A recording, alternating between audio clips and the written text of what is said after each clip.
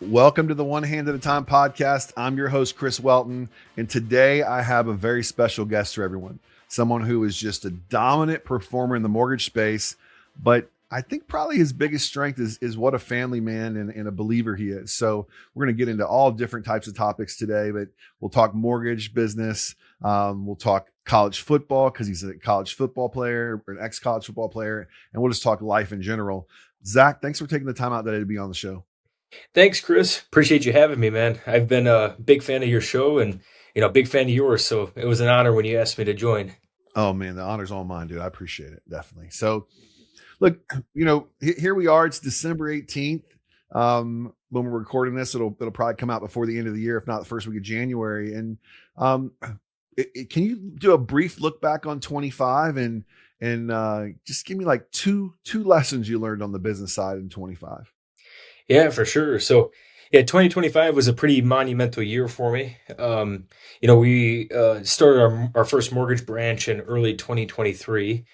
So over the last couple of years, we've really been growing and adding staff members and really positioning ourselves in the market. And 2025 was a pivotal year where I essentially blew up, by God's grace, in the type of business that we've been pursuing in the non-QM space. With that said, I was looking for the next iteration of what this long-term business will look like. So that resulted in a company switch about mid-year or a little after mid-year in September. Our production's up year over year significantly, changed from a former company to a new company with Element Mortgage, which is a division of American Pacific. And we have all the tools to make 2026 even bigger. So the lessons I've learned is just persistence and patience, even when the boat gets a little bit rocky. Nothing bad had directly happened, but just as you grow and as you ascend to your goals, things undoubtedly pop up along the way. So persistence and ultimately just looking to God for his guidance and his grace, because ultimately you and I and everybody watching the show, we think we have control, but we don't actually have control. We're just the vessels along the way. That is so true. I had that conversation with someone earlier and I told her, I said, you're exactly where God wants you to be. Don't forget about that. It may not feel like it. You may be uncomfortable. You may feel like you're in the wrong spot, but he doesn't make any mistakes. He put you there for a reason. And so made a transition. You're known in the space for non-QM business. And those of you in the mortgage space that are listening, if you're not doing a lot of non-QM business, you're missing the boat. Those of you who don't understand what non-QM is, it's an alternative type of financing. It's how we're able to get people into loans without requiring all the additional documentation that could become a nightmare when you write off a lot for your business or you want to own multiple rental properties and want to put them in LLCs. There's a lot of different solutions there to help you get the real estate portfolio you want to build instead of just going the old fashioned Fannie Freddie type of way. I'm just curious, and you may not know the answer to this, but do you know where you're going to end the year as far as units are concerned? Yeah, units, I have to do the final tally, but we'll be somewhere north of 260 units for my personal production, and then as a branch together over 300 units. And I think my production will be somewhere between 50 mil, maybe about 55.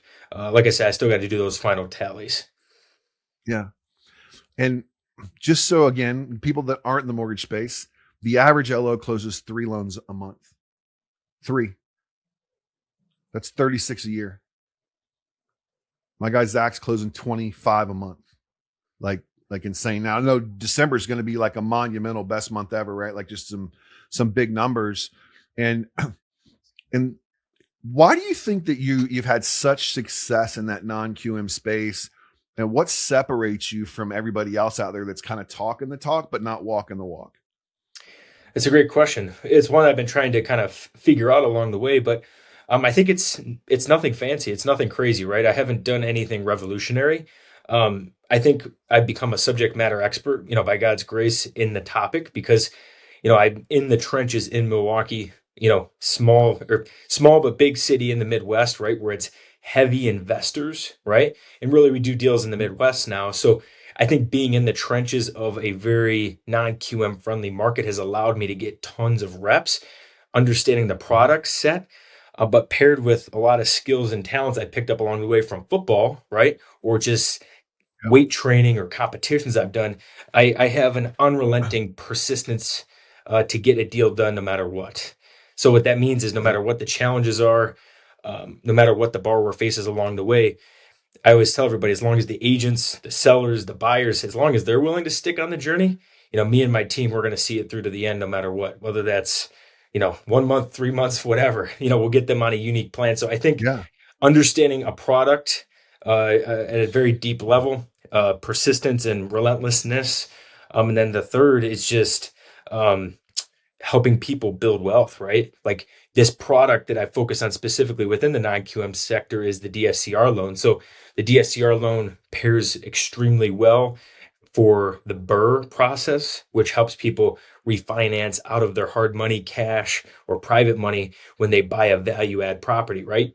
So Mhm. introducing people to that concept and serving people that are already doing that concept and are seasoned veterans to help them have a repeatable, simplified process to grow their wealth and add more properties to their portfolio. I think it's been meeting a great need in the market.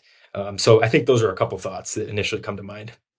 Yeah, I would agree with that. So since you opened up that door to football, I mean, do you feel that playing college football, what are the similarities of playing college football and being an originator? Like if you look at those two things, I'm fortunate enough to coach in the mortgage space a lot of top producers, and several of them were very, very good athletes, whether it's in college or in high school and beyond. But what what similarities are there, if any, that you've been able to implement into your mortgage business on the disciplines and the type of stuff you learned from playing football? Yeah, I think the biggest one that comes to mind is just when you're getting hit, right? You're in the second quarter, you're down, and you're like, man, this is not going how we practiced or planned, right? Like we're going to run these plays and just things aren't going in your favor. It's directly correlated to mortgage because, there's so Mhm. many things on a day to day as an originator that you can't control. The markets, rates, what a borrower is going to do, what a seller is going to do, right? What the title report's going to show, right? You forgot to lock that loan, right? Like there's so many things that can pop up on your day to day. Of course, you can control locking a loan, but Mhm. there's so many things that Yeah. are directly out of your control on a day to day basis. But just like football, it's what you do next that matters the most, and that's get back up. And 99% of it's between the ears. Yeah. How so when we talk about football, I played football and enjoyed it, coach it still today. Um, Preparation is key, right? In football. Like we watch a lot of game film. We rep after rep after rep after rep. Like we run the same play 50 times in practice, not till we get it right, but till we can't get it wrong, right? So I'm curious, when you started in the mortgage space, did you put those practices in place? Like, let me get as many reps in learning how to do this non-QM loan as possible so I can't do it wrong. It's not about doing it right every time, but never been able to do it wrong. Did you follow that same type of structure? I think in ways, but it wasn't like a pointed approach, if that makes sense. I think initially Mhm. I was like every other originator because I haven't been in the business for very long. I joined the business in about 2020, and so kind of an interesting time to join the business. But I, was following, a lot of processes that a lot of coaches and far along originators would employ where it's like, hey, meet with your agents, take them to coffee, make your calls, do all those things, right? But then, there's nothing wrong with that process. But I also was on my company intranet, one day, within my first year, and I was like, what is this DSCR loan? This is interesting to me. Because, personally, I was living in a duplex and I was going to try to buy that specific duplex at the time and live in one unit and rent out the other, right? So I'm reading about Mhm. DSCR, investor, non-owner occupied, grow a portfolio. I'm trying to personally do this. And my branch manager at the time was like, hey man, those are okay loans. They're just kind of junky loans though. They're expensive. They're not really that great. I just focus on the conventional stuff. But something about it Yeah. just kept resurfacing in my mind, right? So as I'm building my originator business, and then I'm also personally hunting a duplex to buy, I just kept diving deeper into the investor space in Milwaukee. And, I started to get more DSCR loan at bats just by being in that ecosystem while still trying to build that conventional business. again, nothing wrong with conventional, but one of my mentors along the way at my old company, he's like, dude, just give that DSCR loan and non-QM a big old hug and just go all in on it, right? And Mhm. so once I kind of heard that outside guidance, I just went all in on it, right? And I started to learn about it more, develop the ins and outs of how to guide a client based on their unique needs with that product. And that's kind of how it really took off once I became singularly focused on the product. So I was trying to, you know, do what everybody else is doing. And again, there's originators wildly successful for many years, a whole career doing those original Mhm. principles, right? But for Yep. me, paired with my personal journey, I think that's what has complemented my focus on non-QM and has helped us evolve to where we are at today.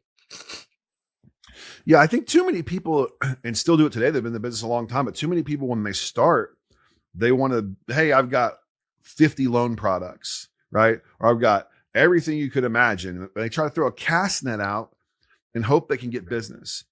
And and the people that I work with that have had great success, they may do more products now, but they got real niche in the beginning. They got really good in a space and became an expert in that space, whether it's DSCR or non-QM business or FHA, down payment assistance, conventional, whatever it is.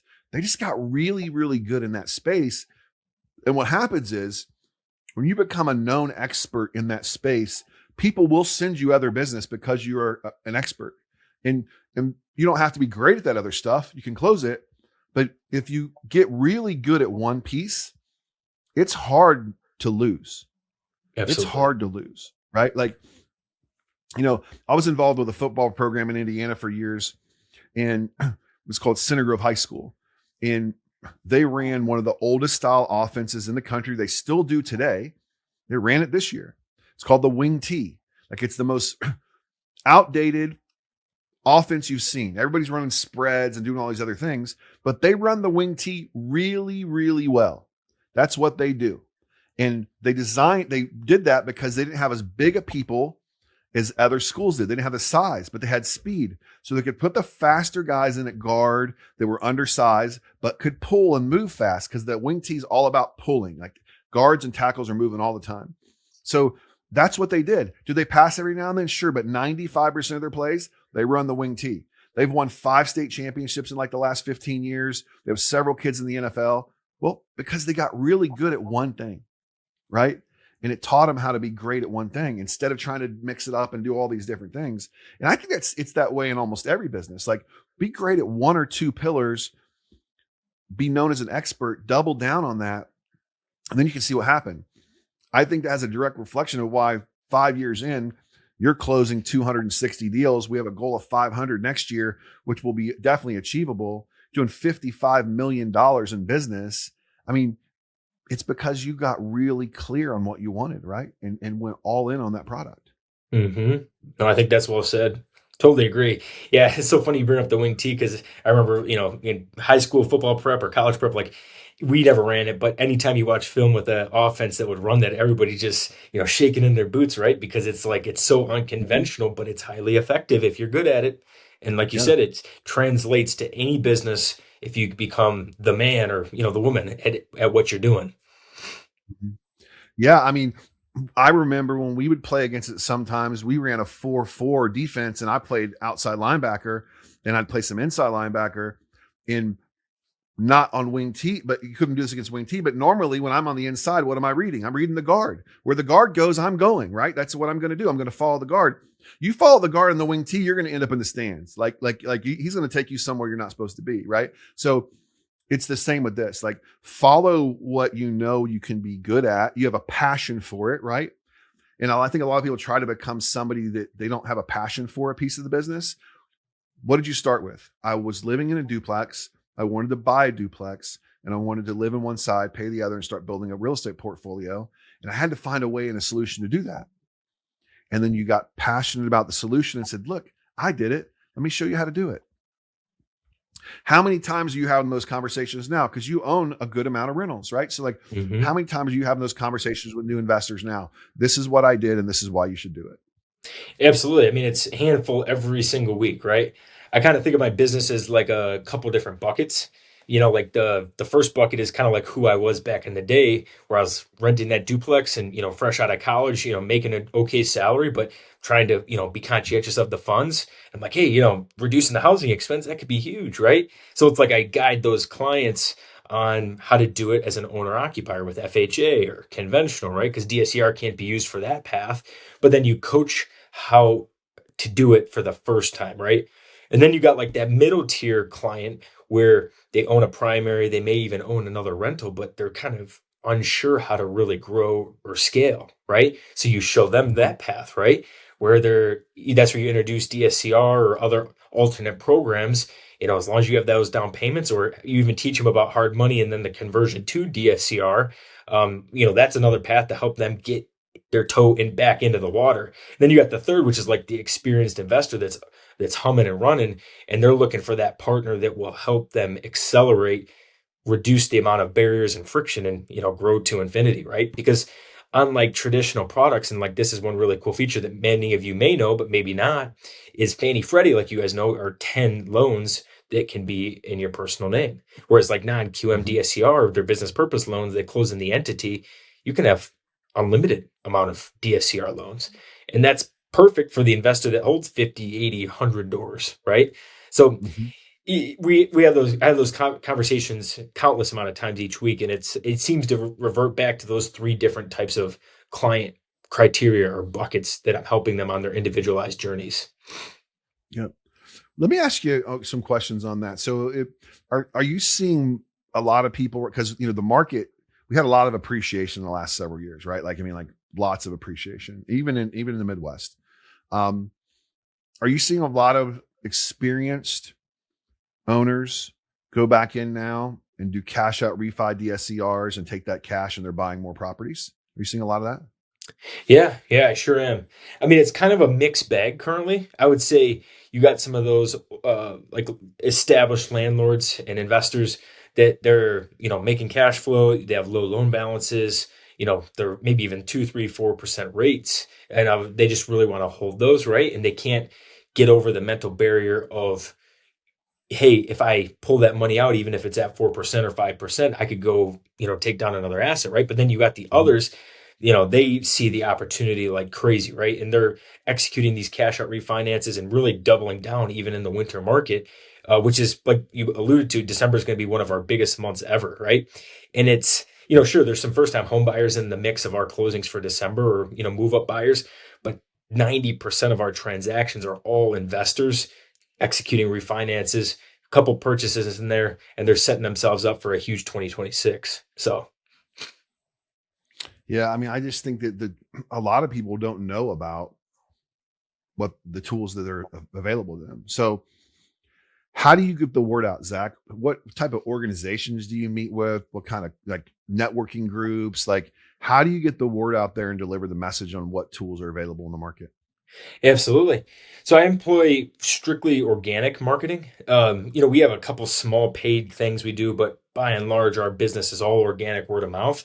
So first off, I committed a couple years ago to daily social media posting on my organic or Facebook page. That I've since converted it to that professional mode. I don't post on my business Facebook page because the reach on it is horrendous, right? But Facebook, along the way, 1 or 2 years ago, or whenever it was, allowed your personal page to be transitioned to a professional mode, so you can track metrics like views, Mhm. monetize your page, things like that. So I pretty much, I think it was my New Year's resolution in 2022, right? So we're coming up on the end of 3 years of daily posting. Of course, I missed some days along the way, but that single decision has been instrumental in getting the word out there to people and investors and clients to teach, and for me to teach and educate them along the way.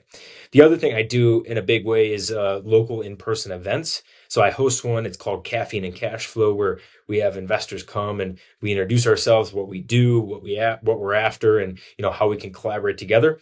After the brief intro period, it's just open networking. There's no pitches, no door entry fees, no presentations or nothing like that. So it's been a really successful event. And then there's some long-standing ones in Milwaukee, for example, like the RIAs. and some other local ones where you meet up, once a month or, once every couple months and you collaborate with the investor scene, right?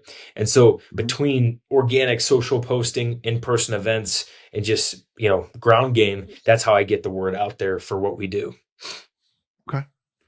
I love that. I knew the answers already because we talk about this stuff all the time, but I think it was Yeah. important to share.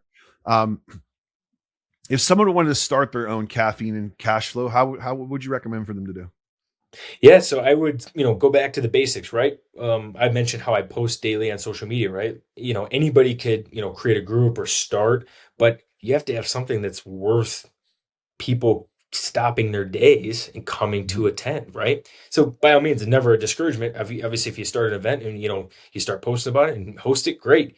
But you got to start even before that, right? You got to give people a reason to show up. And so if you start posting daily and you befriend organically a lot of the people that your target audience is in your local market, and then you pair that with starting a group or something of value for them, I think that's where you'll start to see great success if you create an event Mhm. to host on a monthly reoccurring basis. Okay. I love that. Um, so let's stay on the business, and then I want to talk family in a minute. But say I'm an LO, I'm listening to this. I'm average. I'm closing 2 to 3 deals, and I haven't bought into non-QM the way I should. But man, I really want to, and I'm looking for somebody. Maybe I'm in the wrong branch. I'm in the wrong company to do those things. If I'm in Pennsylvania or I'm in Ohio and I want to get into the non-QM space and I've got some understanding of experience, would you entertain bringing them on as an LO in your branch and have them doing business in another state? Yeah, great question. And so I'll tie that back to one of my move or reasons why I made the move to Element. So, Element Mortgage has been around for a while, but, many years, but they've been heavily out west and in the southeast, right? So I Mhm. was the first branches in the Midwest, specifically in Milwaukee. And, over time, as we get settled, I'm going to be looking to grow not only in Wisconsin, but, Illinois, Michigan, Ohio, and really the whole Midwest or even beyond the Midwest, right? So I think non-QM is a massively untapped market. And I, even preach it so far with the sales staff at Element that you could easily get another 3 to 5 deals a month without really that much extra Mhm. effort, right? So Yep. if you're that Yep. LO that's looking for a little bit of a different approach, and really somebody that's going to hold you accountable, I would absolutely entertain, growing with you, and we'll love that conversation. So. Yeah, I'm telling you, and I'll put all of Zach's contact information will be in the in on the posted below the show notes. But if you're looking to get into that space and you want somebody that's faith based, you want somebody that's not going to take advantage of you, you want somebody that's going to do what they say, then I would reach out to Zach and have a conversation. Um, I don't let just anybody into my VIP coaching program. Zach's one of my VIP clients. It's I don't have like a everybody pays and gets in kind of situation. You got to meet a criteria of who you are as an individual to be coached by me.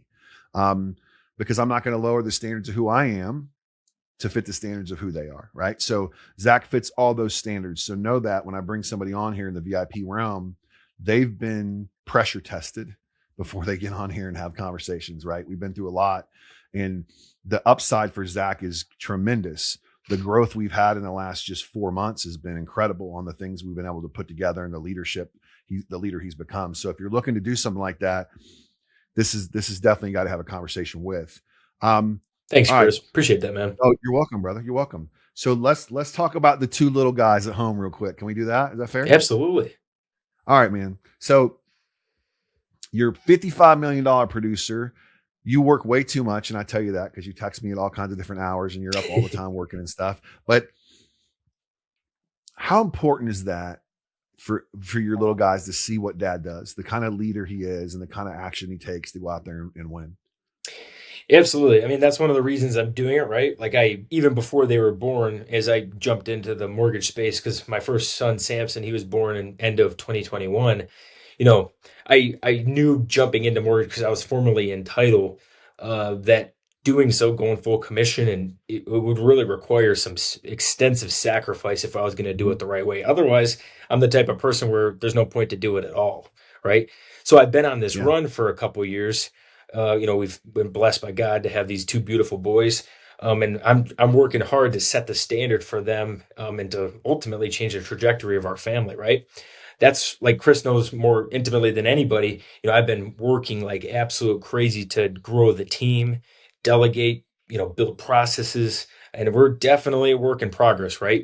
I definitely, have a laundry list of things we're working on a day-to-day basis, but I can feel a breakthrough coming where I'll hopefully be able to, reel those hours back, right? But in the meantime, I believe the boys know through, Cyrus, he's a littler guy, but Samson, he understands, what I'm doing and how I help people, right? I talk him through it, right? So, we of course still get our dedicated time. And, even tonight I'm taking both boys out to dinner, just dad and the boys, right? So we build those times in Mhm. each week. But the goal is, to really reel it back, to look back, and say, hey, we did all of this grind work. We've laid the foundation. And now dad gets to, focus on different components of the business and ultimately be Mhm. totally involved as these boys get older and, they get into sports and things like that. So yeah, it's been super important for me to, help set the trajectory for their lives, and they see my work ethic. So by God's grace. Yeah, there's no doubt about that. Kids, it's caught, not taught, right? And I know they're little, they're young, but they'll remember that, right? They'll remember, like my little guy Leo, he's 2, and um, he comes in here and gets on Zoom's calls with me sometimes. If it's the right client, it can't be like I can't be talking to the president and CEO somewhere and my little guy comes on the call. But like I think he's been on the call with you before, Yeah. Zach. Like he'll come in here and sit on my lap and he grabs the microphone and he's talking to the microphone like this. And um, he sees those things, and it's so important for your kids to see the dedication that you have as a leader in the family, and you're trying to change the trajectory, which Zach, you already have changed the trajectory of your family, brother. Like if you stopped right now, you're still way ahead of where you would have been if you had never started. It's not even close, right? Not even Agreed. close. So Hmm.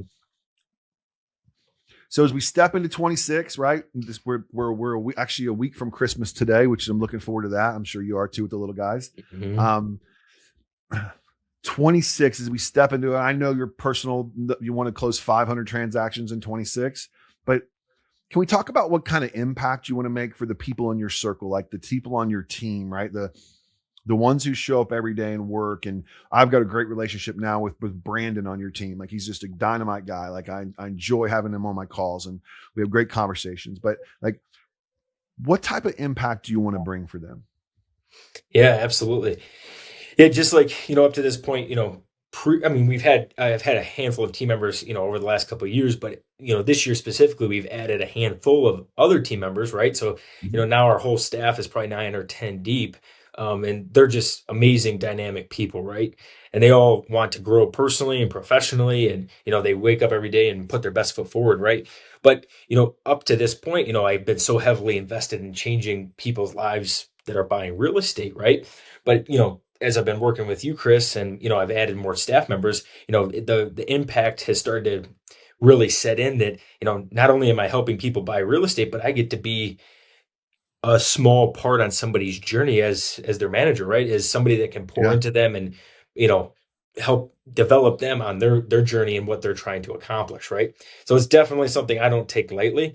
And I really in 26 want to focus on, helping each individual team member step towards and take steps forward, and who they ultimately want to become, not only just in the job, but who they want to be as a mom or a dad, or if they want to take on a new hobby or a task, right? Because just like my personal life with sports has directly impacted my work, right? I've realized that it's not the job, right? Or it's not pursuing just a thing, right? It's who you're becoming as a person, and who you're becoming Oh as a yeah. person with your character, your morals, your faith, what you focus on translates to everything, with your work, your faith, your family, your fitness, your finances, and anything else, fill in the blank, right? So that's a big focus for me as I am stepping more into that leadership or manager style role, to really help the team members work to become who they were meant to become, right? And I believe they all see where they want to become, but oftentimes you need that person on your journey to help pull you up, right? And I definitely Yep. don't take that responsibility lightly. Yep. I can't wait to see what how they're going to evolve and they're going to grow. And I love the fact that you talked about it's who we become on the journey, not the goal, right? Like I preach that all the time. I live that. It's not about who I become when I hit my it's not about how much I feel when I make the money I want to make. It's about who I become getting there, right? Thinking and acting differently to become that leader and father and husband that I want to be. Right? Absolutely. Those are things. And so many people are hung up on the results more than they are the journey. They miss the fun. They miss the fun. The And journey's the I've done that. reward. I've done that. Like when I did my first full marathon, I crossed the finish line. I'm like, now what?